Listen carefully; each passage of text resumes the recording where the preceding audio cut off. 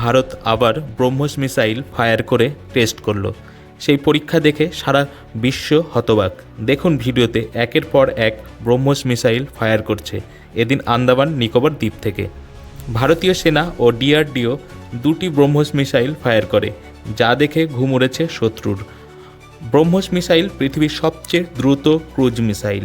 শত্রুর র্যাডারকে ফাঁকি দিয়ে নিখুঁতভাবে আঘাত করতে পারে এই মিসাইল।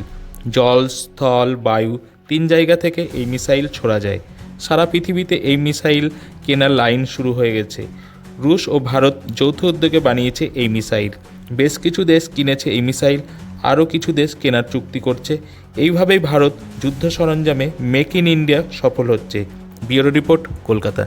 এ বিষয়ে আরও জানতে কলকাতা সমাচার চ্যানেলটি লাইক করুন, সাবস্ক্রাইব করুন ও বেল আইকনটি প্রেস করুন। ধন্যবাদ।